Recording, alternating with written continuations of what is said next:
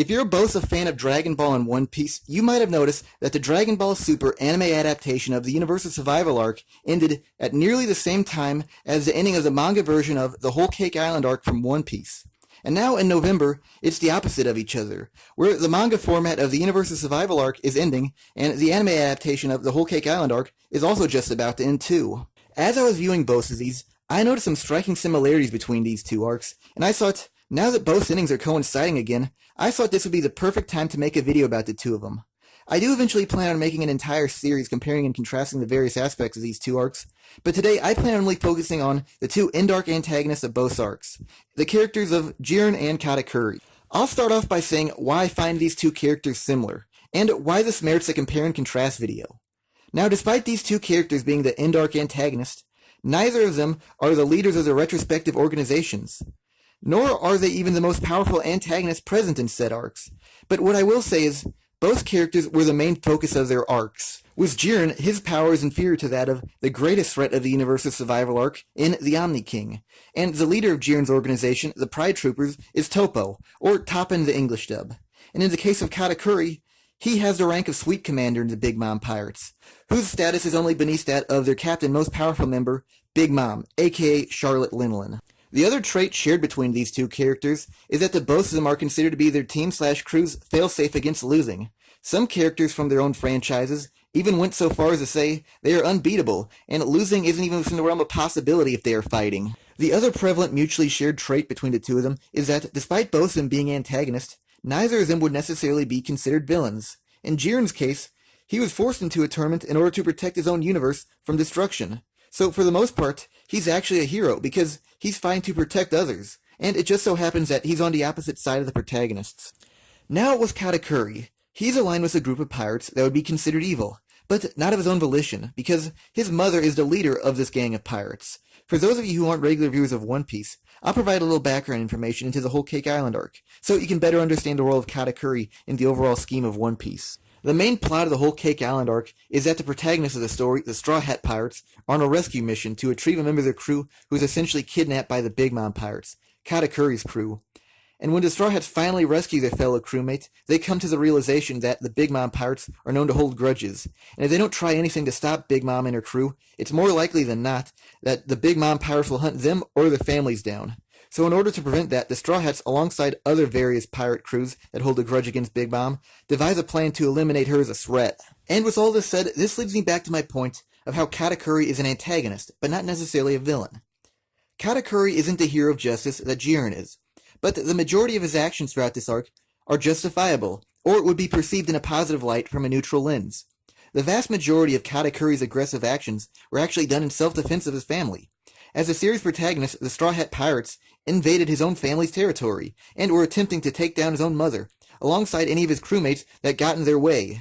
Katakuri also displayed noble tendencies, such as accepting his underlings' own shortcomings, unlike the majority of his fellow crew members, who were extremely judgmental or even abusive to anyone that they didn't perceive to live up to their own expectations, and believed in fighting fair. He also practiced respecting his opponent's honor, even in the midst of battle, even going so far as to chastise allies for trying to sway the fight in his favor, or just even disrespecting his own opponents. So to sum this all up, both Jiren and Katakuri are antagonists, more so due to being victims of circumstance, rather than just possessing malevolent ambitions like the majority of most antagonists nowadays. With their various similarities established, I think it's time to begin on the contrasting portion of this video, where I'll bring up a topic and decide on which character did it better, and I'll begin with how each character was introduced into the story, which of course excludes previews and or anime openings. In Jiren's first appearance, he is shown to be silently meditating all by his lonesome, in a stationary position surrounded by a red aura, in front of a black background, and the camera jump cuts 3 times, till it ends in a close-up of Jiren's face. Introducing Jiren through meditation does actually work with how he was portrayed as a character, though it is quite unoriginal, especially amongst overpowered characters. Since the whole point of Jiren as a character is supposed to represent a clash of ideals involving relying strictly on oneself versus relying on others, with Jiren being the former, both in order to become stronger, helps mold the idea that Jiren is utilizing solitude to achieve his goal. So by introducing him in this manner, quite a bit about his character was revealed even before he utters a single word, let alone even his first fight. And the fact that the background behind him in this scene is pure black bolsters the idea of him isolating himself from others. One thing that's worth mentioning about Jiren is that even before his first initial appearance, Goku had already battled Jiren's leader Toppo to a draw, and a loss in the manga at that. And after that fight, Toppo revealed that Jiren's power is actually greater than that of his own. So since Jiren's power is greater than that of Toppo, Goku's fight against Toppo does two things for Jiren as a character. First off, this establishes Jiren as a greater threat than any earlier Dragon Ball Super antagonist, since Goku fought to a draw the inferior Toppo, who fought against Goku just as well as any earlier Super antagonist. And secondly, the fact he had been so highly praised for his strength, despite not yet even being revealed, created an immense amount of hype for him as a character, which also led people to wonder what he was truly capable of. With Katakuri's introduction into the story, it's quite a bit more complex to explain than Jiren's, due to the fact that one of his actions led into his initial appearance.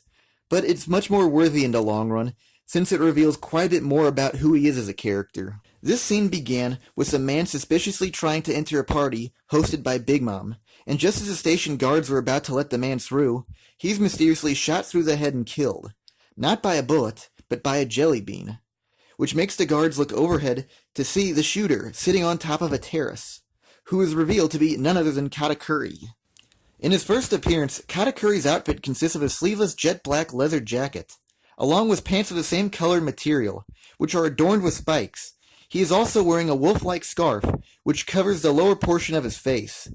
Katakuri is also shown to be flicking jelly beans up and down, which confirms him to be the attacker, and the fact he did this also displays his might, as with a simple flick of his thumb, he is capable of taking down the average person.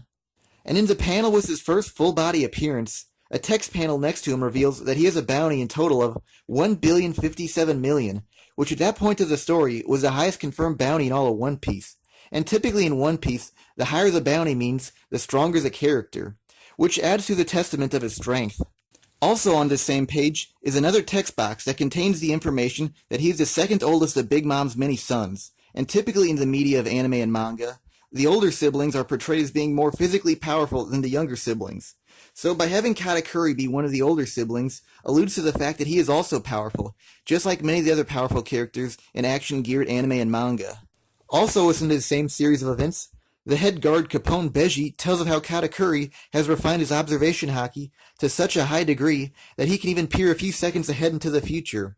For those of you who don't know the world of One Piece, haki is a supernatural ability which comes in 3 different variations: armament haki, which can increase the user's own durability; conqueror's haki, which can break the will of weaker opponents with just a simple stare; and observation haki, which increases the user's own instincts and reflexes.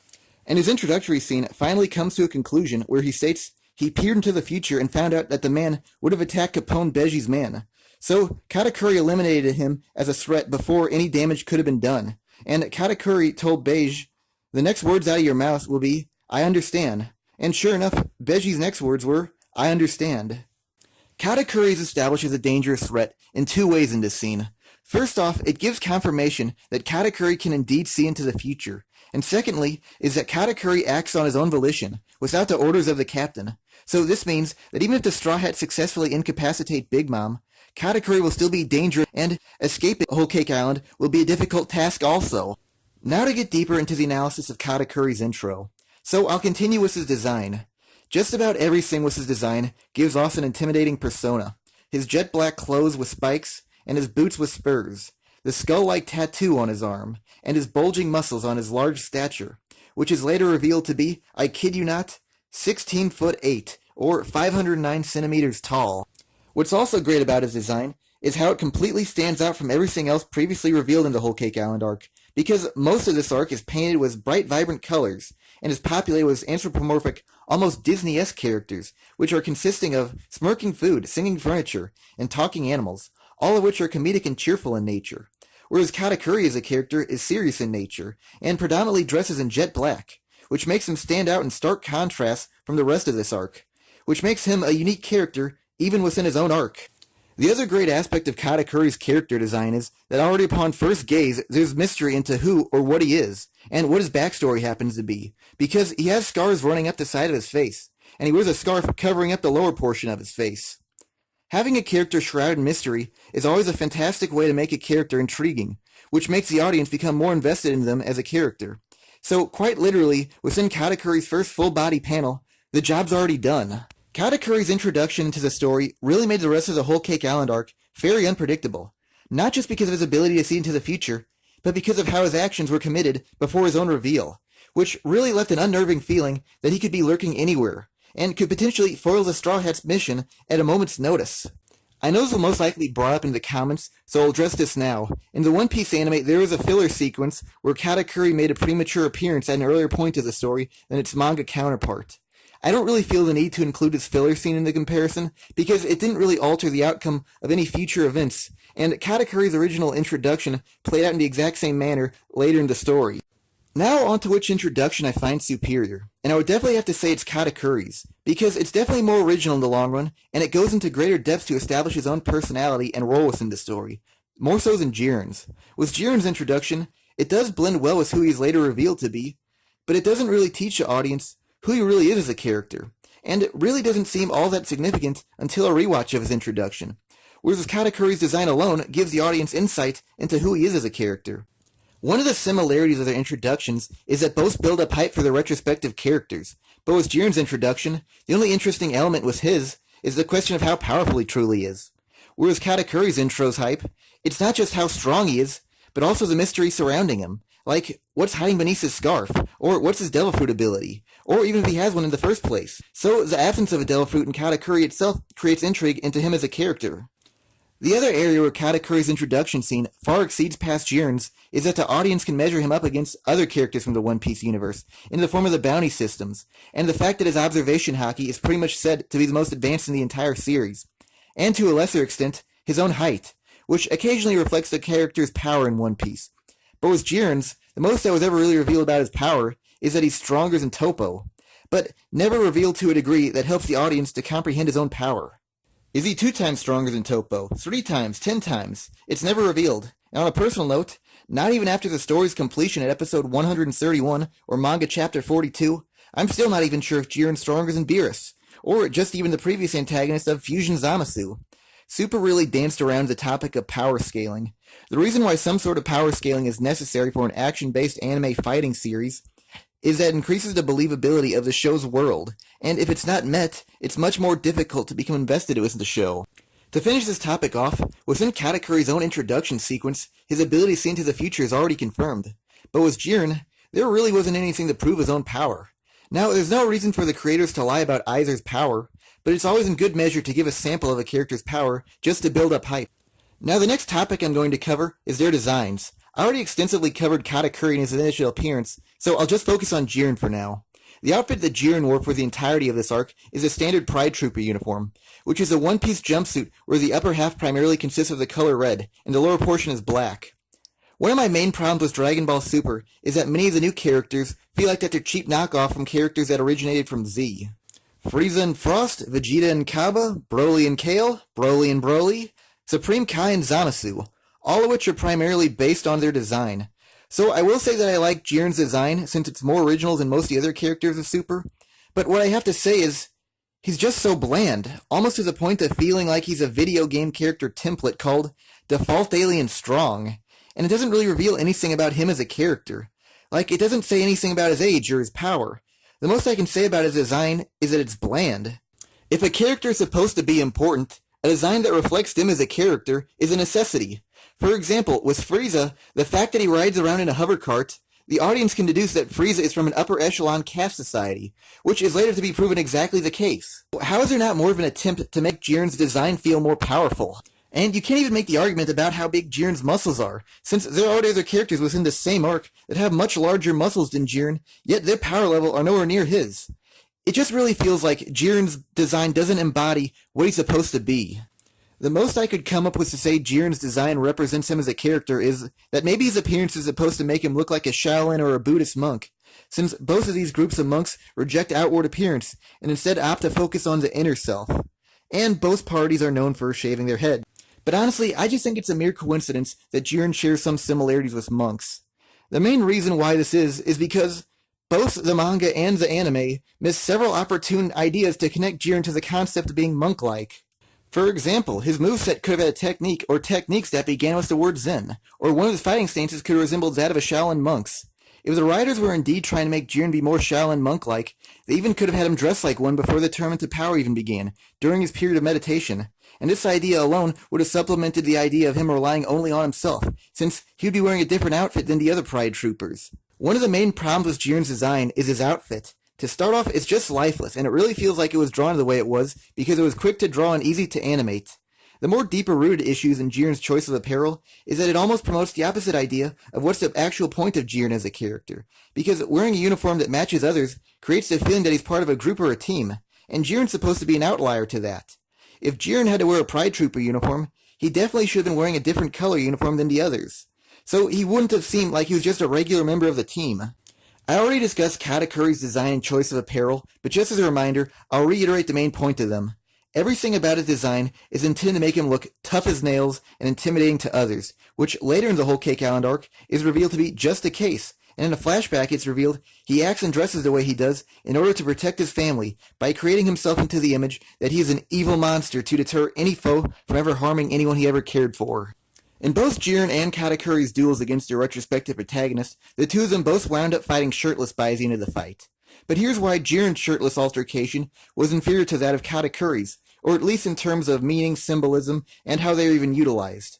Just a heads up, but from this point on, there will be spoilers pertaining to Katakuri and the ending of the Whole Cake Island arc. Typically in anime fights, when a character goes shirtless, it means that the fight's gotten serious or escalated to the next level. Both of these characters' fights did just that. Except in Jiren's case, that's all it did. Whereas with Katakuri fighting shirtless, it did 3 things to further develop him as a character, 2 major and 1 minor, of course not including raising the intensity of the battle. The first and most important element of him fighting shirtless is that by doing so, he regained some of his lost identity from being associated with the Big Mom pirates. Throughout the Whole Cake Island arc, or at least after his initial reveal, Katakuri is established to be the exact portrait of what a soldier in Big Mom's army should be like, almost to the point that his image is more myth than reality. Katakuri's siblings actually tell stories of how he was born standing up, and how his back's never touched the ground before. His siblings perceive a back touching the ground to be a sign of weakness.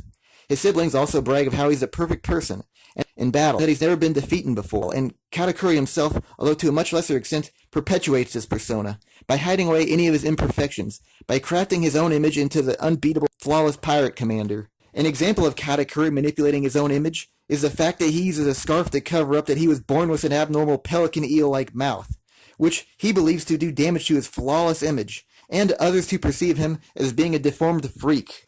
The second example of this would be that from his mother's side he inherited her gluttonous sweet tooth addiction to sugar, but because he deemed this to be an imperfection, he always consumes various sugary foods, donuts being his favorites, in a special shrine where others can't spy upon him. So basically, Katakuri projecting a perfect but fake image of himself is him losing touch with his true but fallible self.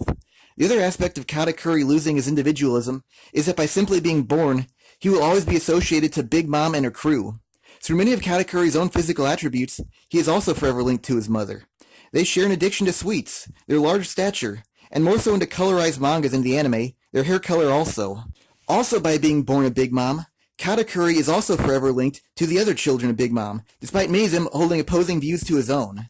And even the weaker siblings hide behind him and attach themselves to him to make themselves feel stronger, which in turn lumps Katakuri into a group rather than being seen as an individual. This concept is actually visually expressed in the design of Katakuri. You'll notice it on the back of his sleeveless jacket. He has the family surname patched on, which clearly paints the picture that he is more so seen as a member of his family rather than being an individual. The other reason why Katakuri fighting shirtless works well in his fight against Luffy is that by removing his surname patched jacket, he is now fighting as an individual rather than a representative of his own family. And the dynamic of the fight changes from a man protecting his family against invaders to a battle between 2 fighters who possess similar abilities who respect each other as warriors. The final and least significant element that comes from Katakuri fighting shirtless is that the previously unrevealed portion of his tattoos are now visible. Honestly, the full reveal of his tattoo doesn't really convey any new insight to Katakuri as a character, but it does add a new trait to his design that can't be removed in the way that clothing could. So this doesn't add a new dimension to his character, but it does add a new layer onto him. Now onto the reason why Jiren fighting shirtless doesn't really add anything to him as a character, or his fight against Goku in general. To start off, him fighting shirtless is actually very redundant in this arc, because prior to Jiren doing so, 3 characters in the last 5 episodes already fought shirtless. Toppo, Vegeta, and Goku, so by the time that Jiren did so, it had lost any of the intensity that it could have created. Also, by having Jiren end up shirtless, it never really felt like anything new or deeper was brought on him as a character. There could have been scars that could have told the story of intense training, or shown the results of enduring difficult battles. But all that was really underneath his outfit was just plain old flesh. And if Jiren's body was meant to look plain and unmarked, it could have been utilized in a way to better him as a character, as in Jiren's so strong that nothing's ever damaged his skin. But the writers never even did that. By far the biggest problem with Jiren fighting shirtless is it takes away value from the fact that Toppo also fought shirtless. The reason why it worked for Toppo is that he was even more of a hero of justice than Jiren ever was, and believed that leading the Pride Troopers was the best way of upholding justice in Universe 11. So to Toppo, the Pride Troopers were for him a symbol of justice. The upper portion of Toppo's Pride Trooper uniform was destroyed as a result of Toppo unleashing his god destruction powers, which also brought out the evil inside of him. So the true purpose of Toppo fighting shirtless is to display his betrayal of his ideals and his own sense of justice in exchange for power. And this shows how he's been corrupted into a new character. And by fighting shirtless, this is actually a visual representation of it. Now, if the writers were attempting to make Jiren's shirtless fight mean the exact same as Toppo's, it just can't work in the same way. Because to Toppo, the Pride Troopers were integral to his identity, and served as a symbol of justice for him. But with Jiren, the Pride Troopers were not integral to his identity, as he was a loner, who had his own sense of justice. So Jiren fighting shirtless didn't really have any meaning behind it, nor did it really further develop him as a character, and actually might have lessened an instance where it did work. In terms of design, Katakuri is better than Jiren in just about every single way possible, because it perfectly establishes who he is as a character. Whereas with Jiren, despite having a more unique design within his own series, it doesn't really better him as a character, and actually contradicts who he's supposed to be. He dresses as a team player, despite not believing in them. Now the next topic is their powers, which includes their abilities and how they use them, their techniques/fighting styles, and their own personal feats. I'll begin with Jiren. With Jiren, everything about his fighting style and powers are based on brute force or raw power.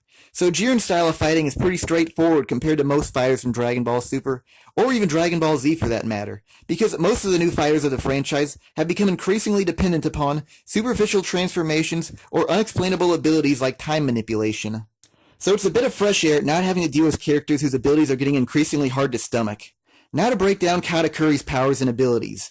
Katakuri's fighting style is primarily centered around his devil fruit, the Mochi Mochi fruit, which basically grants him the body of a Laffy Taffy-like substance, which basically gives him extreme body manipulation, with abilities like limb stretching, limb inflation, and being able to change the shape of his own body. What makes Katakuri possessing these abilities a genius idea within One Piece is that the protagonist of the story, Monkey D. Luffy, also possesses similar abilities, except that Katakuri is much bigger, stronger, faster, and more experienced than Luffy, so it gives their clash an interesting dynamic, where Luffy is pitted against what is essentially a superior version of himself. Also, Katakuri possesses a trident named Mogura, which he occasionally uses in battle, and when he does use it, he typically uses it in tandem with his Devil Fruit, to create a drill-like attack. He is also prone to use Mogura as a shield against elemental-based attacks. This was already brought up during Katakuri's introduction sequence, so there's no need to repeat myself too much, but this scene revealed that Katakuri's observation haki is capable of viewing a few seconds into the future. And this was well incorporated into Katakuri's fighting style, where he could see into the future and predict an enemy's next attack, and dodge it by opening up holes within his own body to prevent any contact. And this action would confuse the enemy and thus open them up for attacks from Katakuri. And because of this, Katakuri is powerful in other ways than just physical strengths, but it does open up one of the few minor flaws within his character/fighting style, which is what is the exact limitations of his future sight? Because it always begs the question of how anything can get by a person who can see into the future, since future sight is just such an overpowered ability. Granted, I will say the limitations of future sight were used rather well in the case of Katakuri, because it depended on him having a calm state of mind, and it consumed a tremendous amount of his energy. But despite these reasonable limitations, it still can't explain why Katakuri didn't use future sight in several crucial situations, like when Katakuri entrapped Luffy in a mochi coating in an attempt to kill him, so he could go snack on donuts, only for Luffy to escape and discover what's underneath Katakuri's scarf. So future sight wasn't used to confirm an enemy death, but then it was used to monitor inconsequential party guests? Even though Katakuri's future sight was used in an above-average manner, it still resulted in some awkward suspension of belief moments. Another unique tool in Katakuri's arsenal is he is proficient in all three variations of haki, a group where up to this point, only 3 other characters have been confirmed able to do so. As of chapter 927, there have been a few more characters confirmed, but not many more. He is also shown to have mastered Conqueror's Haki, a type of Haki that's only present in 1 out of every million characters in the world of One Piece, and many of the characters that do possess Conqueror's Haki aren't all that even good at it. Also, Katakuri is an awakened Devil Fruit user, which grants him the ability to turn his surroundings into mochi. To become an awakened Devil Fruit user, you must have mastered your Devil Fruit and must have possessed it for a long period of time. Now on to how the both of them attains their strengths. In Katakuri's case, he was born of a woman who's already unnaturally strong, so since his own genealogy is incredibly strong, it's perfectly justifiable that he would be the same. And to add more to that, even amongst Katakuri's own siblings, he is held in high regard as a prodigy. So with all this said, his power level at this point of the story is perfectly acceptable. Katakuri's lineage can also account for the fact that he has Conqueror's Haki too.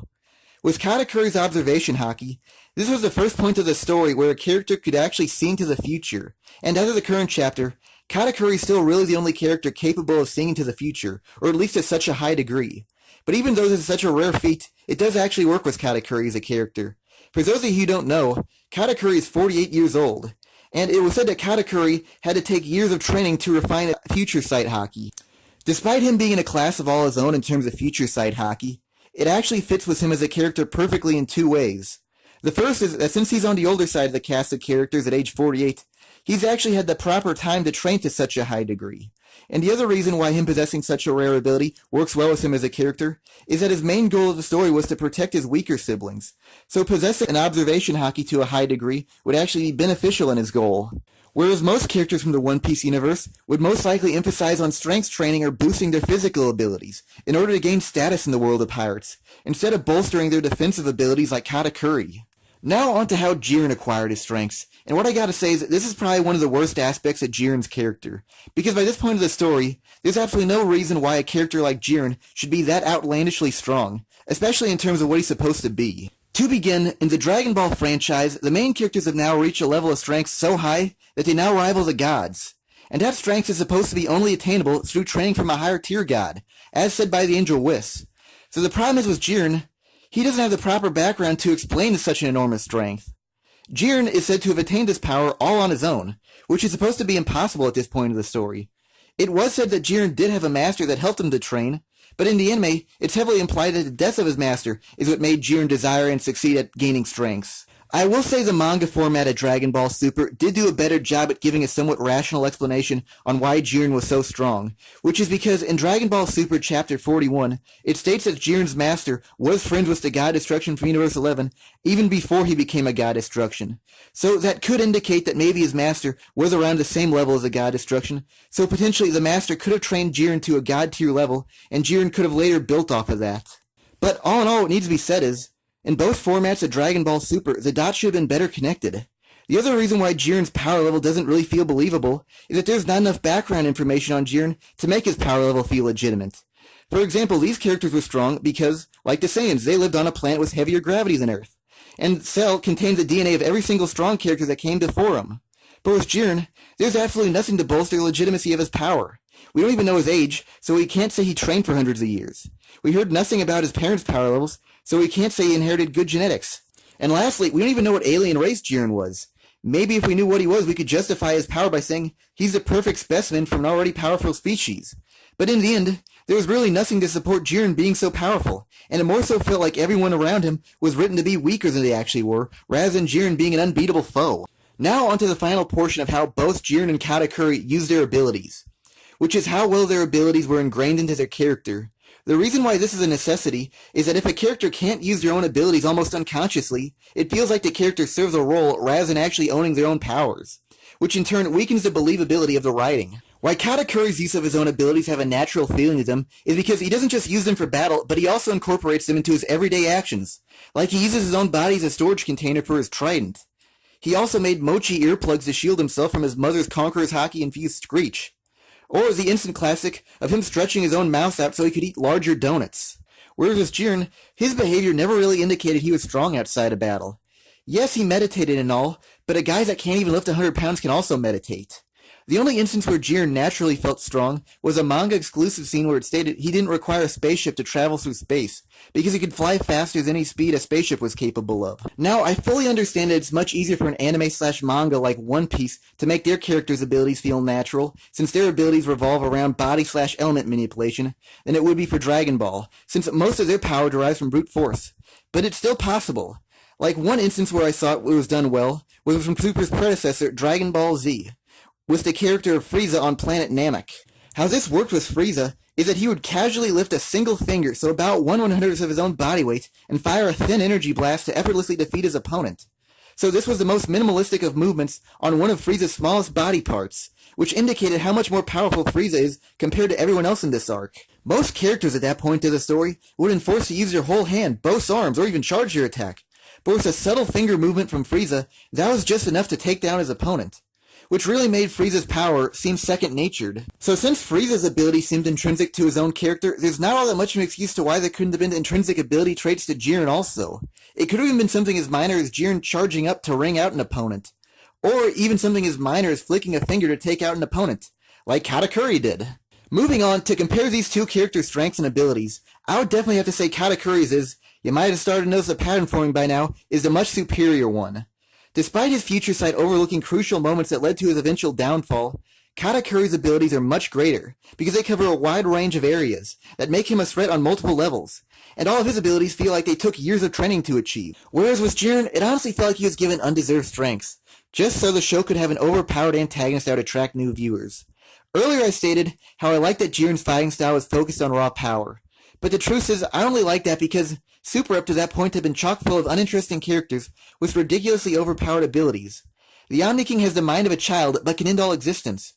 Hit can stop time, and Zamasu is immortal, but for some reason also has instant regeneration, unlimited stamina, and can heal into multiple clones of himself. So it's not that I like Jiren's power being straightforward, I more so found it refreshing. The other reason why Katakuri's abilities are superior to that of Jiren's is that Katakuri's abilities have the potential to grow and expand into the story into new areas, whereas with Jiren, since his powers are strengths-based, his abilities wouldn't be as evident if they improved. If he is later reintroduced in the story, if Jiren comes back twice as strong, his battles won't really change or improve at all. Whereas if Katakuri comes back into the main story, he has infinite room to improve or show new sides of his abilities. In the Whole Cake Island arc, Katakuri really only fought Luffy, who is a third of his size, but if he comes back in a later arc, he could potentially fight someone larger than himself, which would make him have to fight in a different manner. Maybe instead of fighting with an awakened Mochi hands, he has forced to fight with an awakened Mochi giant. One thing to say is, the One Piece anime has already brought out new dimensions within Katakuri's own fighting style, through filler scenes. Take for example the most recent episode of One Piece, episode 865, where this scene revealed Katakuri can change his limbs into various weapons. Despite this being a filler scene, it definitely showcases the malleability of Katakuri's abilities in a believable manner. To end this segment, I'm going to do something which I find to be a good way to determine if a character's fighting style is well thought out, which is by making fighting video game movesets for them as characters. Just a note so everyone's on the same page, I'm going to be describing their attacks instead of naming them, since they can be translated into different names from different sources. In the case of Jiren, he really only possesses 3 techniques. One attack where he hits the opponent, and then an energy blast pushes them away only to explode seconds later. He also has an energy barrier technique, which can protect them from various energy-oriented attacks. And lastly, he can use the invisible eye blast. So if Jiren is in a fighting game, his moveset would be rather lacking, and his moveset would have to be filled with generic techniques like energy ball or energy volley. But with Katakuri, if he's ever in a true One Piece fighting game, he could have quite a versatile moveset. To start off, he could grow multiple limbs and unleash a barrage of punches or kicks. He could do his inflatable arm punch, his jelly bean flick, the drill arm, rocket punch, block mochi punch, mochi prison, turn his arm into a weapon. He can do the donut tackle, dice mochi, and he can grab the opponent and stretch his arm up into the air and slams him into the ground. With all this said and done, Katakuri would have a great and unique moveset within a fighting game. And to say this, I've left out all of his hockey-oriented abilities and his Delphrid Awakening powers, which would have further enhanced his moveset, or could have even been reworked into an enhanced form. With Katakuri, he could have easily had 2 ultimate attacks, Dice Mochi Slam and Drill Arm, whereas with Jiren, could even have a unique ultimate attack in a game. You could make a good argument with the technique that he used to bring down Kale, but still doesn't even come close to other Dragon Ball Z ultimate attacks. Like Frieza's Death Ball, or Vegeta's Final Flash, or at least in terms of grandiosity it can't compare. A good moveset can give identity to a character, and likewise, if a character has a generic moveset, it can make them feel bland. And that's the case with Jiren. The techniques Jiren did have don't really give him an identity either. They pretty much feel like any other character could have used those exact same techniques. To conclude this, Jiren's supposed to be the most powerful antagonist in the whole Dragon Ball franchise. But yet his techniques and powers pale in comparison to characters that are supposed to be far below him in terms of strengths. Now, yes, the moveset of major Dragon Ball franchise antagonists were well sought out in the past, and it's hard to reach that level again. But honestly, his skill set is so underdeveloped that there's quite a few beginning of the arc antagonists that have a more original moveset than him. The reason why Jiren's underdeveloped techniques shouldn't be justified is that One Piece is pretty much equal to Dragon Ball with how good character movesets are developed and created. And not just in the case of Katakuri, but with other lesser characters from the Whole Cake Island arc too. And they also have better skill sets than Jiren. And it's not like the creators of Dragon Ball Super can use the excuse that they were rusty from a break, because Super's been airing since mid-2015, 2013 if you count the movie Battle of the Gods. So there's no reason that Jiren should be so underdeveloped. Especially since there's characters from Super that were written before Jiren was, but yet they had much better movesets than him. Moving on, I also noticed how both fighters had a strict but flawed code of honor in battle, and much of the thematic plot of the story was them somewhat overcoming or loosening the restrictions of their code of honor. Jiren's code of honor led him to believe there was only one way to become strong, which is relying only on oneself. And Katakuri's code of honor was always about maintaining perfection, and the most prolific aspect of this in Katakuri's character was that he refused to let his back ever touch the ground. Both of their codes also hindered them as fighters, and eventually resulted in their downfall. In Jiren's case, his honor led him to refuse help from others that could have potentially bailed him out during the ending of the tournament to power. His code of honor also led him astray, since he believed only in himself. He never bothered to rescue teammates that were in danger of being wrung out, which could have also again helped him in the ending of the tournament to power. Katakuri's code of honor also hindered him in two ways too. The first being his obsession with perfection. He can only keep a calm state of mind when he feels perfect, and when Luffy discovers an imperfection, Katakuri flies into a state of rage, which restricts his most important ability, his observation haki, and this resulted in Luffy uncovering the weakness of Katakuri's biggest flaw. The second hindrance is that his desire to maintain the appearance of perfection led him to make some less than optimal decisions. One instance of this is after Katakuri was sent flying from a harsh blow from Luffy. Instead of letting his back hit the ground first, Katakuri opted to let his head hit the ground so that he could perform a mid-air backflip and land on his feet instead. This action heavily implied he sustained more damage doing it this way than if he would have just let his back hit the ground first. To compare the two codes of honor, Jiren's code of honor just seemed a bit cliched.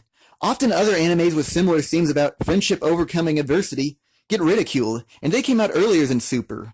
So Katakuri's code of honor just seemed a bit more original than Jiren's. I would also say Katakuri practiced his own code of honor much better than Jiren did, because it actually is incorporated into his own actions, like with how his head took the fall to prevent his back from hitting the floor. Their codes of honor actually stem from another similarity that these two characters have in common, which is they both had extremely brief backstories, which heavily influenced who they came to be.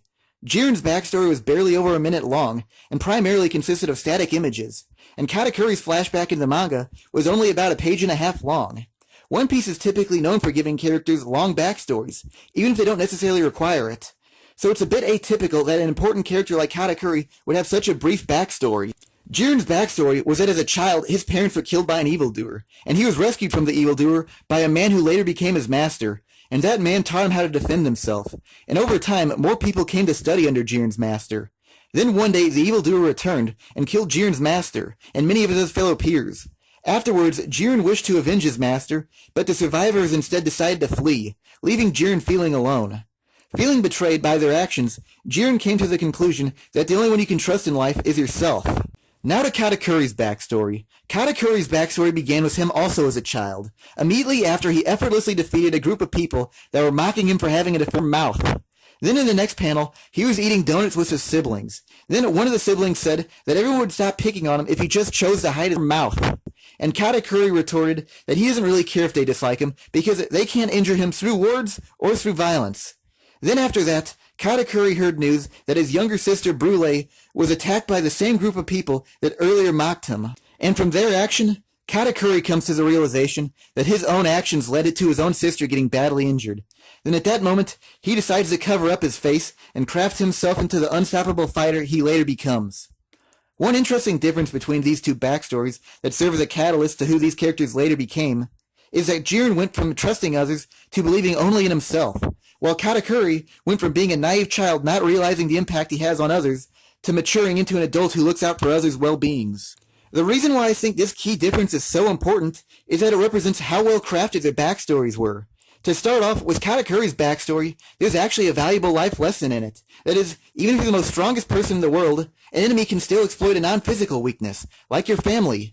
Whereas with Jiren's backstory, there's no life lesson in it, and it feels like the standard tragic superhero backstory. So that's why I think Katakuri's history is greater. Katakuri's backstory also serves a much greater purpose in the story of One Piece than Jiren's backstory to Dragon Ball did.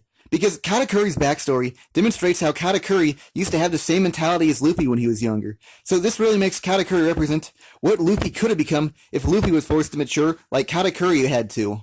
I would also say Katakuri's backstory was revealed at a much better time than Jiren's. Jiren's backstory was revealed halfway into his battle with Goku in Universe 7, so we fully knew who Jiren was during his battle. Whereas with Katakuri's backstory, it was revealed after his fight with Luffy had already ended. So during the fight, the audience thought they knew who Katakuri was, only for more information to reveal and show that maybe he was a more sympathetic character than originally first thought. This also applies to his sister Brule, who at the beginning of the Whole Cake Island arc was portrayed like a sadistic witch. But then Katakuri's backstory showed that she was one sweet, and this flashback allowed Brule to be shown from a different perspective, that when she's around Katakuri, she still has the same personality as when she was younger.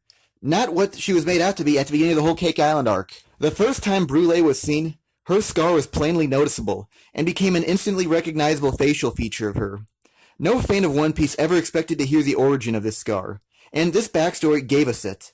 This scar also serves another purpose in the story of One Piece, which is to serve as a daily reminder to Katakuri of how his actions got his sister injured. So this flashback showed that her modern current-day self was never all that bad either. One problem with Jiren's backstory is that many of the important figures of his past were never even shown / elaborated on. So even though they died, there was never emotional attachment to them, and it didn't really feel like anything significant was lost when hearing of their passing. Plus, it's not like the audience ever got that great of a grasp on who Jiren was as a kid either. In Katakuri's backstory, it was the complete opposite. Since we already saw Katakuri and his siblings as adults first, we already had a bit of an emotional attachment to them, and not just to some memories. We got to see them as innocent kids, and how they became scarred. Plus, we also got to see a few of Katakuri's brothers as kids also, which gave us additional information on them also. This backstory also changes the context and motive of Katakuri's previous actions. At first, we thought he was fighting out of sheer devotion for his captain/mother, but this backstory showed that he was fighting nobly to prevent his siblings from ever getting scarred again. What also needs to be said is Katakuri's backstory did an infinitely better job at connecting the past to the present than Jiren's did. The ordeal that Katakuri dealt with and how he reacted perfectly correlate together, but with what happened to Jiren, him just feeling betrayed and suddenly not trusting anybody doesn't seem like the right reaction to what occurred. It honestly felt like he held more of a grudge against his former friends than the demon that killed his master and family. With how he was written in the present, his backstory would have made much more sense if his former friends were responsible for the deaths of Jiren's master instead, i.e. their careless or cowardly actions led the demon to Jiren's master. All in all, what I gotta say is, Katakuri's reaction just seemed more genuine and believable than Jiren's. Like, I could see a regular guy winding up similar to Katakuri if they experienced something similar to what happened to Katakuri. I touched upon this a bit earlier, but now's the time to bring it up again. I found that Jiren's backstory lacked sorely needed background information on him, like how powerful he was as a child. For example, Jiren being the powerhouse he is today would be much more meaningful if we knew where he came from. How strong was he as a kid? How strong his race is? If we knew Jiren was from a weak species and he ended up surpassing the gods of destruction, Jiren would have accomplished the impossible. If Jiren was a defenseless child who couldn't defend himself, him becoming strong and defending others would indicate character progression, of how the protected becomes a protector. But in the end, there was nothing, and because of this, Jiren's backstory didn't seem like he underwent any major growth in the end. Now both backstories tried to make their characters relatable to the audience, but Jiren's backstory failed, because the show was written in a way the writers expected the audience to sympathize for Jiren just because he endured tragedy.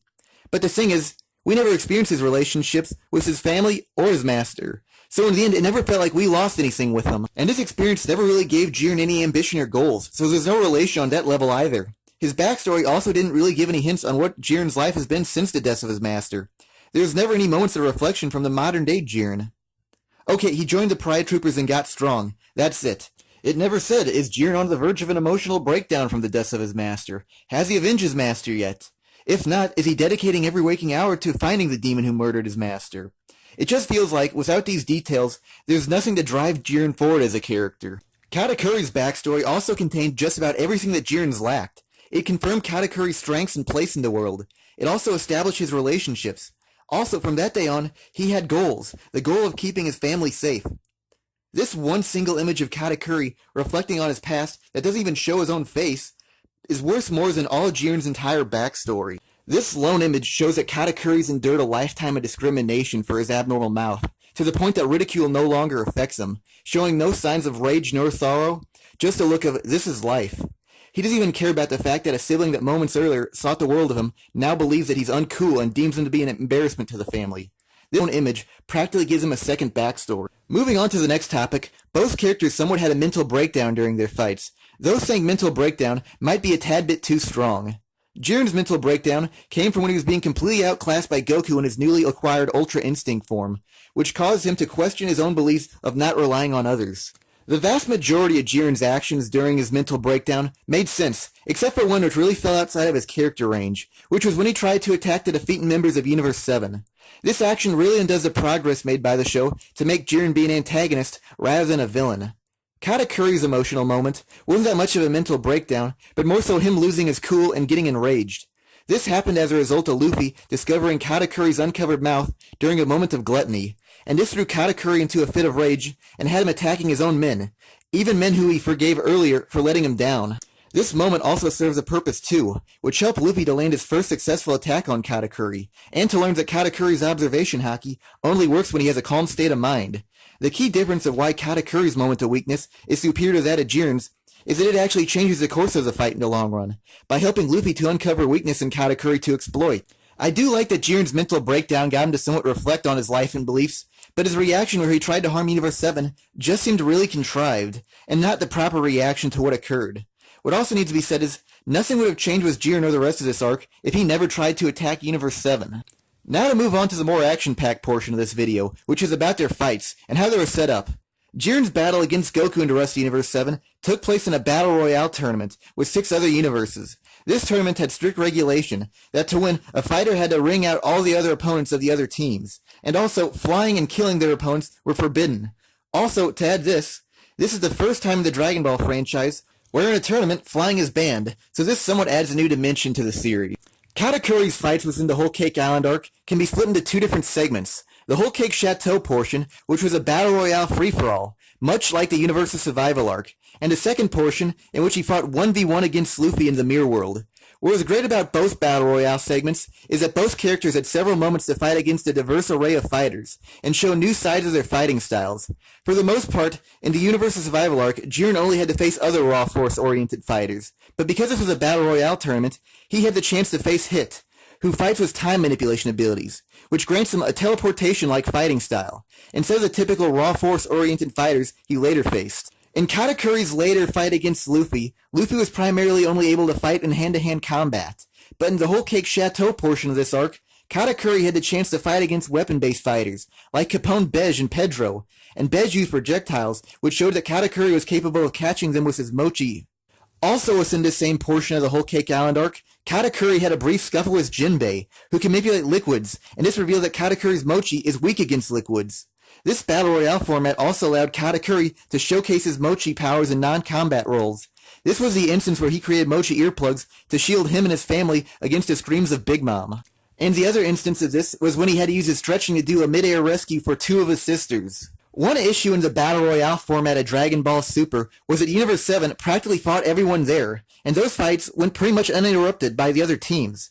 This was a flaw with the arc itself, and that was Jiren. I would say out of everyone present, Jiren probably has the most valid excuse for not getting into the fray, since he has no desire to fight opponents that he could potentially injure, so he just sits back on the weaker fighters, only to fight against the stronger fighters like Hit, Kale, and Goku. Having the team-style battle format also fits perfectly with the idea of Jiren only relying on himself in battle. So when he's to fight against multiple people, this format was really a good way to showcase the contrasting beliefs between him and Universe 7.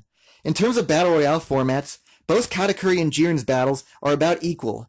But when we get to the one-on-one combat, this is where Katakuri's battle becomes a clear victor. One of the biggest differences of why Katakuri's one-on-one fight is superior to that of Jiren's is how the location of the battle was used. Katakuri's fight took place in the Mirror World, which is essentially a pocket dimension isolated from the rest of the world, and can only be accessed with the help of the Mirror Fruit user, Brule, who is the enemy of the protagonist Luffy.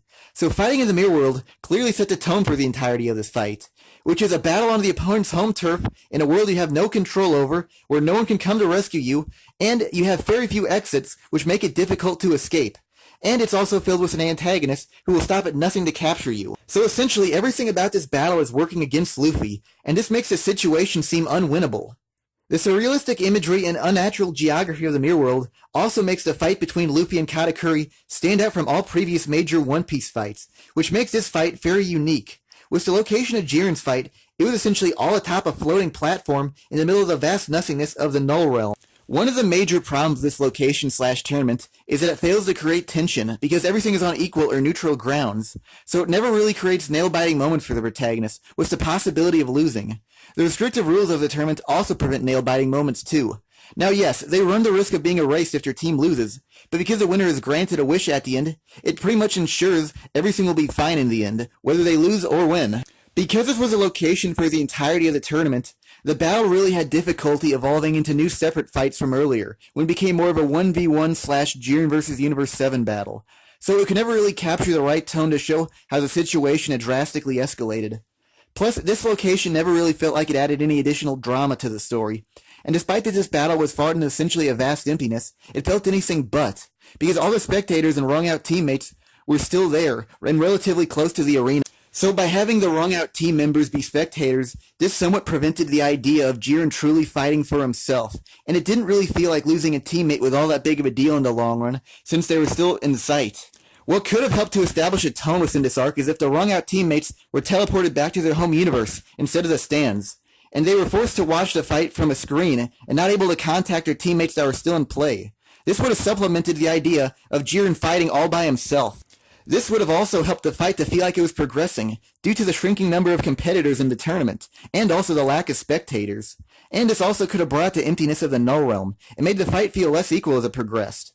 What also needs to be said is if the tournament of power took place in a completely different location, nothing in the fight would have played out any different, which shows the location didn't really add anything to the story. Another reason why Katakuri's one-on-one fight is better than Jiren's is that since he and Luffy have similar powers, and that his personality used to be like Luffy's, they both mutually benefit from meeting each other as characters, whereas Jiren and Goku, they're not as beneficial to each other. Now both Goku and Jiren did benefit from meeting each other. For instance, Jiren's now more willing to work with others, and Goku briefly got to use Ultra Instinct. You can also say they befriended each other. But the thing is, their benefits are more superficial and less impactful than Katakuri and Luffy's. For example, Jiren became more willing to work with others, but that was in the very last episode of Dragon Ball Super, so he really hasn't fought alongside anyone else yet. And even if Dragon Ball Super does come back in a Season 2, how much of that time will be devoted to Jiren fighting alongside others? Plus he's already such a capable fighter that getting help from others won't benefit him in the slightest, unless if it's a rescue mission. And with Goku, he didn't even master Ultra Instinct, so he can't even use it on command now. And it's not like he's against the new version of Broly either. Yes, the two of them befriended each other, but since they're from different universes, how often will they see each other? So they're more acquaintances than they are friends. Whereas in the case of Katakuri and Luffy, they heavily benefited from meeting each other. Because of this fight, Luffy's observation haki has been enhanced. Not to the same heights as Katakuri's, but enough that it will help him out in later battles. Also because of this fight, Luffy's bounty has been tripled to 1,500,000,000. So this has elevated Luffy's status as a pirate too, to the point that he's been jokingly referred to as the 5th pirate emperor of the world. And how this battle has changed Katakuri is that Katakuri's loosened the restrictions of his code of honor, and is now more willing to be seen without his scarf, and has accepted the fact that he's not perfect. The main differences between their separate progresses from their battles is that the progresses made in One Piece are more tangible, because Luffy's improved observation haki is permanent, unlike Goku's Ultra Instinct. And Katakuri is heavily hinted to return at a later date in the future of One Piece, as revealed in a speech made by Big Mom. So the progresses made in this arc of One Piece will most likely have a future, whereas in Dragon Ball Super, there's no confirmation of the series even returning yet, let alone Jiren returning. And if Jiren does return, it will most likely be in another tournament as an enemy, since he and Goku are separated by universes. Now I admit this next point is more of an opinion on my part than it is fact, but here it is anyway. Since Luffy has a similar devil fruit ability to Katakuri, it's likely Luffy has picked up one of Katakuri's techniques, because at the beginning of their battle, Katakuri openly told Luffy that the way Luffy uses techniques was less effective than how Katakuri used it himself, and Katakuri promptly used it against Luffy. So this moment that was intended to discourage Luffy might just have actually improved Luffy's own technique. The other reason why Katakuri's one-on-one fight was better is that its intensity for the most part was constant, whereas Jiren's was plagued with interruptions and split up into 3 separate battles, more if you count the individual fights against Hit and Vegeta, which also made the fight feel really unfocused too. One Pill had cutaway scenes and interruptions also, but they were done in ways that didn't ruin the tension and the momentum of the fight. The reason why the cutaway scenes didn't harm the Katakuri fight in the same way it did with Jiren is that Luffy and Katakuri were separated from their parties. So if the story cut away from them to focus on other characters of the Whole Cake Island arc, it still felt like they were fighting at their max, except it was just done off-screen. Whereas in the Jiren fight, it would suddenly start to feel like the situation was heating up, and Jiren starting to take the fight more serious, only for it to cut to a fight between Vegeta versus Toppo, and suddenly Jiren's fight calms down, and he becomes a spectator again, which loses the momentum of the fight. The other problem with Jiren's fight being plagued with interruptions is that the tone of the fight was in a constant state of flux. Like Jiren would be fighting all out against Goku Ultra Instinct Omen, then would suddenly have to fight someone else, only not to the same degree, which would lull the tension of the fight, and this pretty much occurred frequently without reason, until he was forced to fight against the Mastered Ultra Instinct version of Goku, which from that point on pretty much stayed consistent in terms of tone and the momentum of the fight. This made many of Jiren's fights feel more like skirmishes rather than serious battles. And the problem with this is skirmishes don't really have any meaning behind them, and they're typically forgettable and they always feel empty. Like no feeling of progression or improving as a fighter, weakening the enemy, or even something along the lines of accomplishing a personal goal. Luffy's fight against Katakuri contained all these elements. Katakuri's fight did have interruptions, but they didn't ruin the momentum of the fight. Some of the interruptions during the Katakuri fight arguably made the battle even better with how they were used. With Brule peering in on the fight, she bragged to Luffy about how Katakuri's never been beaten before, and that he was born standing up, which increased the intensity of the fight. The Flampe interruptions also served a greater purpose in the narrative of the story, which acted as a transition to the next phase of the battle, which was Katakuri fighting against Luffy for himself rather than as a representative of his crew/family. This interruption also gave Katakuri the perfect opportunity to declare his increasing respect for Luffy. Now to the analysis of their actual 1v1 fights. To sum up all of Jiren's fights, they are all exciting and fun to watch, typically accompanied with a catchy upbeat musical tune, with non-stop animation and movement. But they are overwhelmingly meaningless thrills in the long run, which lacked any personal attachment to the fighters and the audience, or just even between the fighters themselves. Whereas with Katakuri's fight, it was more so interesting than it was exciting, though by no means would his fight be considered boring. This fight more so focused on possessing unique dynamics behind the scenes, and every single manga panel or still frame of the anime served a greater purpose in the grand scheme of the story. Whether it's character development, showcasing abilities, or creating tension, Katakuri's fight against Luffy wasn't as fast-paced or mobile as Goku vs. Jiren, but instead it opted to emphasize every single action and technique, which made the fight feel very fluidic, and every single action felt unique. Jiren had 4 separate one-on-one fights with Goku, against Super Saiyan Blue, Ultra Instinct Omen 1 and 2, and Mastered Ultra Instinct. One of the problems with the first 3 fights with Goku is that they contain several segments that are basically repeating GIFs in the foreground with an alternating background, though these portions would typically end with a really well animated final blow. Now, to be fair, many great fights from Z also contain GIF-like sequences, one example being Goku vs. Perfect Cell, but that battle had iconic moments, like Goku's Warp Kamehameha, their epic stare-down at the beginning of the fight, or their tackle sequence, where their forearms clash. And those are the reasons why this fight was great, not because of the GIF-like fighting sequences. Whereas with Jiren's fight, there were some well-animated segments, but none of them reached a point of being unforgettable or iconic. Where Jiren's one-on-one fights were at their very best was when he was utterly dominating his opposition, which resulted in many great combos in his fights, which typically involved launching an opponent far away, then hitting them into the ground, and after that, throwing the opponent. Jiren's best fight by consensus would be his fight against Goku's Mastered Ultra Instinct form. Now earlier I said that Jiren's best moments in his fights were when he was effortlessly dominating, but in this fight, Jiren was on the losing end for the majority of it. But this still retained many of the great combo techniques of when he was dominating. This fight had moments that looked like they were about to become repeating GIFs, but quickly cut before they became too repetitive. This portion of the fight ended in one of the best non-battle-oriented moments of the entire arc, which was when Ultra Instinct's power faded away and sapped Goku's remaining energy, leaving him fatigued and helpless, which created a moral dilemma for Jiren, in which he had to decide on wringing out a battle-fatigued Goku and feeling like he cheated, or leaving Goku, which would result in his team losing. On to Katakuri's fight against Luffy. It can be split up into two separate parts. The first part is him fighting as a representative of his own family, wearing his trademark scarf, and the second portion of the battle is him fighting without his scarf, fighting for himself. The first part is mostly about Katakuri showcasing his own abilities, and is more slower paced to show Katakuri's dominance as a fighter compared to Luffy.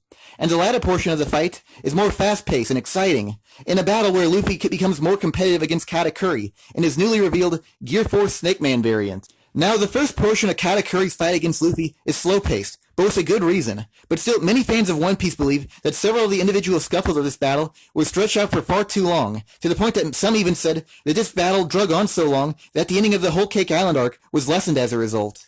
Many fans of the series voiced their complaints with the first portion of the battle, because it was essentially a one-sided beatdown on Luffy from Katakuri, and this really made the latter portion of the fight, where they fought on equal footing, seem awkwardly written. And the result of this fight seemed a lot more questionable because of how bad Luffy was losing at first. With that, I'll move on to the second portion of the battle. In this portion of the fight, Luffy primarily uses Gear Force Snake Man transformation, which increases his speed, reflexes, and stretching abilities. The earlier approach to fighting against Katakuri was overpowering him through strengths, an area in which Luffy is inferior to Katakuri. So this transformation changed the nature of the fight, because Luffy is now quicker than Katakuri, and has enhanced stretching abilities, which makes his movements much more difficult for Katakuri to predict, and levels the playing field, and this also forces Katakuri onto defensive, which, by the way, some of these panels where Katakuri is being defensive are some of the most interestingly drawn panels in the entire fight. This segment also retained several of the best qualities of the earlier portion of the fight, the well-choreographed fight sequences, and it still showcased many of Katakuri's unique mochi-based attacks, like the Dice Mochi technique, the Donut Roll, and Grilled Mochi, aka Rocket Punch. Many of Katakuri's most powerful attacks were used during this portion of the fight too, and it truly displayed how ferocious a fighter Katakuri is. You could also say that the earlier scuffles were them fighting inhibited, and this portion of the battle was them going all out, using their most powerful abilities which added to the already intense fight, thus making the battle even more exciting than the first portion. In terms of saying whose overall fight was the better, you can't really say one was better than the other, because they both had different in-game goals, and they both accomplished them. Jiren's was constant amusement and fun to watch, and Katakuri's fight made him into one of the, if not the best characters in all of One Piece.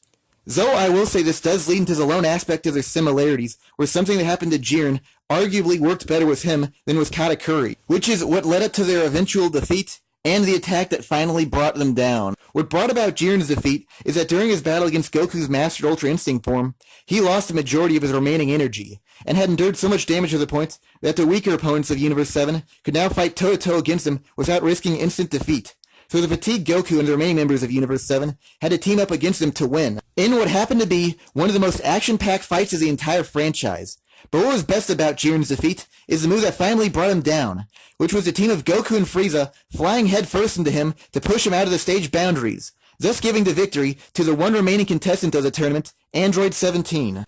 This worked well on multiple levels. First off, Jiren was bested by what he deemed unnecessary, which is teamwork, so this worked on a thematic level too. And secondly, what worked well with this defeat is that he wasn't lessened as a fighter from losing, which was brilliantly set up by having him fight against Universe 7 in a weakened state, and by being wrung out instead of being brought down by the weaker opponents of Universe 7. So he was brought down by strategy rather than a cliche like plot armor or randomly being overpowered by an opponent that's weaker than him. Now on to Katakuri's. His fight against Luffy culminated in a last-ditch effort where both fighters simultaneously threw one of the most powerful blows at each other, and Luffy's enhanced speed from his Snake Man form allowed his own technique to land before Katakuri's, and after his technique successfully landed, he passed out from exhaustion, only soon to be followed by Katakuri also, who landed face first into the ground. Now this scene was well structured into an epic showdown, and the fact that Luffy landed first actually made sense because of the faster reflexes. But despite the fact that the outcome worked well with these two aspects, they were completely overshadowed by the fact that Luffy received 10 times as much damage as Katakuri in the earlier portion of the battle.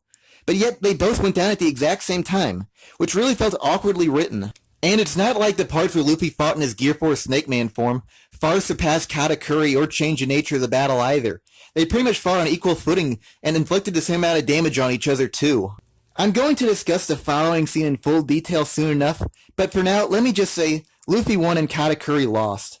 Besides dishing out more damage to Luffy than receiving, what also made this fight's conclusion seem very awkward is that even during the fight against Luffy, Katakuri seemed like a decent guy, which really opened the potential that even if Luffy lost, Katakuri might just let Luffy escape since he recognized that he had great potential as a fighter. But that potential went unused, but by having Katakuri lose, it really felt like the show resorted to old anime cliches, like plot armor or the protagonist always has the win. Now, I will say there were a few earlier hints that can somewhat justify Katakuri losing, like how it said he hadn't sustained any damage in years, so maybe that could imply that Katakuri's endurance had depleted, or there's also even the possibility that, like his own mother, to maintain his strength and stamina, he might require large quantities of food, because later in that fight, there were several sound bubbles around Katakuri that indicated he was breathing heavily, which implies that maybe he was running low on energy and stamina. Or there's also the possibility that was his self-inflicted wound that he intended to level the playing field with Luffy, that maybe he gave himself extra damage, since he thought that Luffy was unjustly cheated. But even if those examples were the case, there should have been more elaboration on it. So it wouldn't have felt like Katakuri was brought down so easily. The other problem with Katakuri losing to Luffy is that it felt like it was written in such a way to make him look weaker than he actually was. Plus, he was brought down with an attack that really didn't look all that different from a regular attack from Luffy. The last few major antagonists in One Piece have been taken out in over-the-top extravagant ways, so Katakuri being brought down from what looked like a regular punch really felt underwhelming in the long run. And this also makes this portion of Katakuri's defeat feel as if it fell below expectations, because of how great the previous antagonists were brought down. The reason why I say it felt like Katakuri was almost weaker is that in the last few chapters of the fight, there was no indication that Luffy was starting to turn the tides of the battle in his own favor. At most, they were inflicting the same amount of damage on each other, but I would actually say that most of Katakuri's attacks look like he was inflicting more damage on Luffy instead. Now, before I start to seem too critical on Katakuri, I will say that Katakuri's defeat was overall actually better than Jiren's. Now, there's a reason why I specifically said what led up to their defeat, and the attack that brought them down, because in the immediate aftermath of their fight, they were still being developed as characters too. Now, here's how Jiren's aftermath went down. Jiren was wrung out by the team of Goku and Frieza, and after that he was teleported back into the stands, but more specifically, he wound up being carried into the arms of Toppo. Since Jiren lost, his universe was about to be erased, but before that occurred, two things happened. First off, the other members of Universe 11 thanked Jiren for fighting so hard for their sake, which perplexed Jiren, because earlier he essentially called them worthless, since he called them weak. So he couldn't understand why they were so appreciative of him fighting for their sake. And secondly, Goku comes to see off Jiren before he was erased. And Goku told Jiren that he wishes to fight him again, and if they ever fight again, they can both become stronger as a result. And then Jiren, along with the other members of Universe 11, were erased, only to later be wished back by Android 17.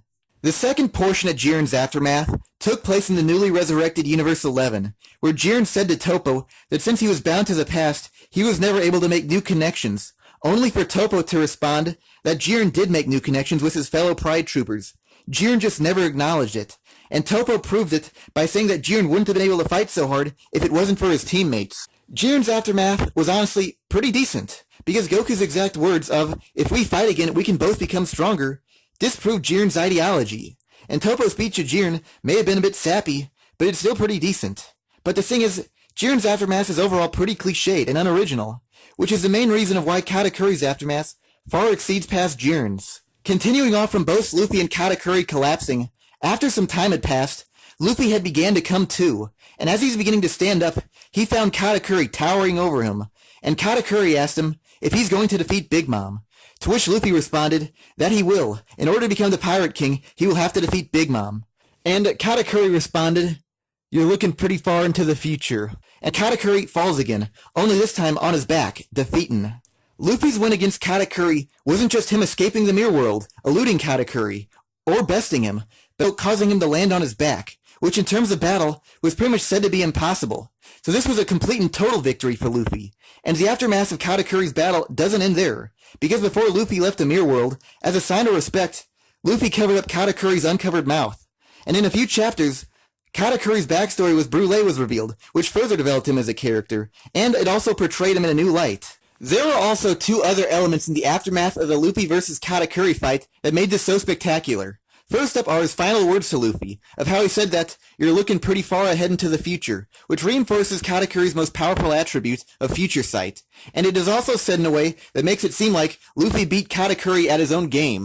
The other great aspect of Katakuri's defeat is how Luffy stood next to the defeating Katakuri, which really puts into perspective of how big Katakuri was as an obstacle, physically and metaphorically. The other reason why Katakuri's overall defeat is superior to that of Jiren's is that it's actually tangible. Jiren's aftermath was primarily dealt with through speeches, so even though Goku defeated Jiren's ideology through words rather than fighting, it's still telling rather than showing. Whereas Luffy defeating Katakuri's ideology was visually expressed by having Katakuri land on his back. Now remember, a picture's worth more than 1,000 words. Now both characters' defeats and subsequent aftermaths resolve their issues and redeem them as characters, but the thing is that Jiren's issues were factory-made shonen tropes that can be easily recycled into lesser media and borderline any character. Whereas Katakuri's, his issues are completely original and unique to him. Plus, they're more than just one issue in his character. The fact his mother is literally an incompetent child. He has siblings whose beliefs contradict his own, but yet he's forced to be with them. The fact his mouse will make him stand out wherever he goes.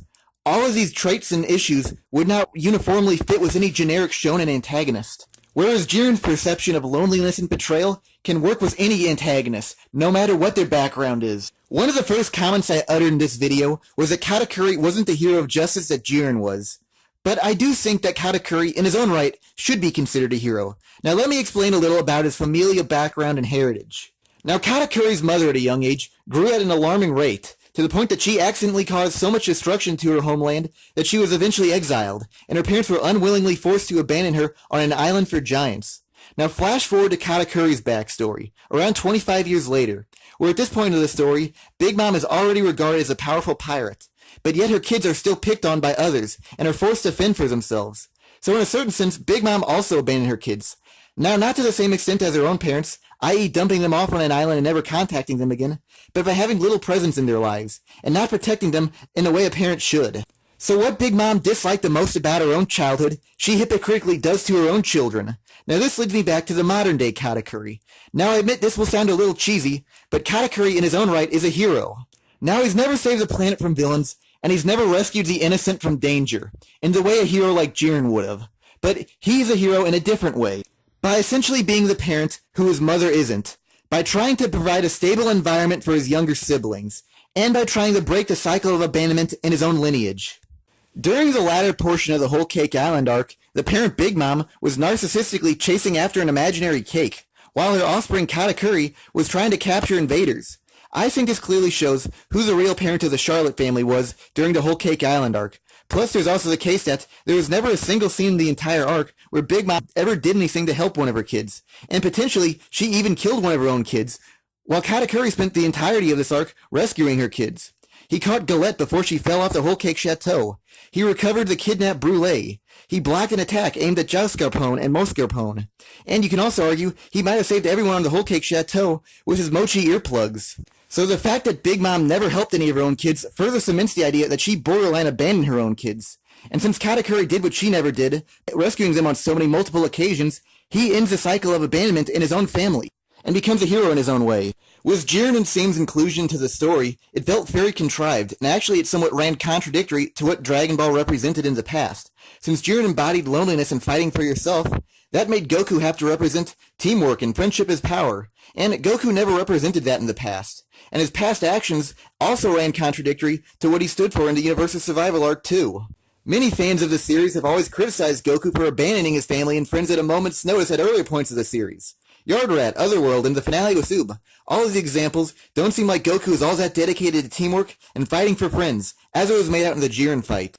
And with the concept of friendship as power, that was never really all that integral to Dragon Ball as a whole.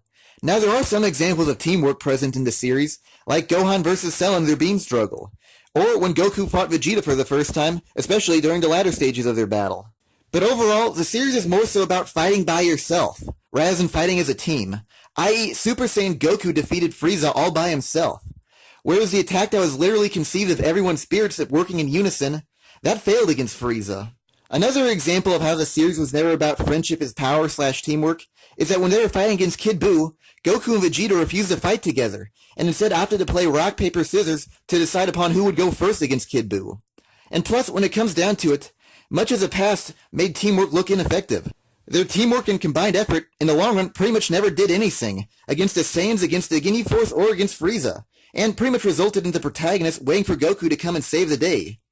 So the problem with Jiren is that he tries to change the series into something it never was, and it makes him and the rest of the cast seem very out of place. To conclude this video, what I gotta say is Jiren's fights were flashy and pleasurable to the eye, unlike his character. Jiren's interest was solely based on his strengths, again unlike his character.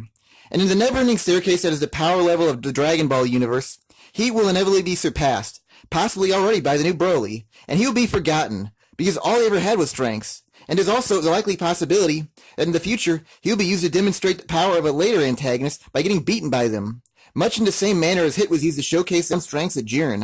Whereas with Katakuri, he was already surpassed before this very arc even began, and the next major antagonist in the story of One Piece has already one-shotted Luffy. But that doesn't matter, because there's more to Katakuri than just his strengths. It was about his tragic backstory, the near mythological build-up to him as a fighter, how he pushed the boundaries of hockey, or just his unforgettable face reveal.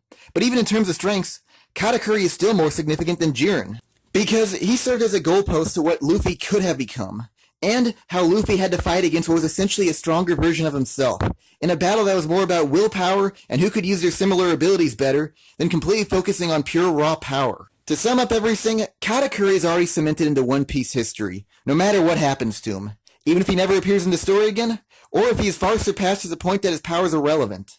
Because he had unique intrinsic abilities to himself, and he also served a greater purpose in the story by helping Luffy, and neither of these can be taken away from him as a character. Whereas with Jiren and his themes, he almost contradicts everything what Dragon Ball represented up to this point. Now, you might be able to argue that Jiren helped Goku to achieve the next level of power, but once Goku has to go to the next level of transformations, of Super Ultra God Instinct Saiyan 5, Jiren's contributions to Goku will be pointless, whereas Katakuri's gift of improved observation haki set Luffy on the right path, and will last a lifetime.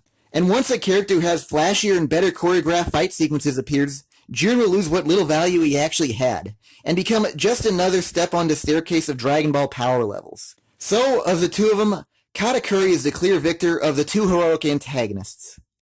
Thanks for watching this video. The next portion of the Universe's Survival Arc versus the Whole Cake Island Arc series will be about their cast and characters, and how well they were used. Again, thanks for watching.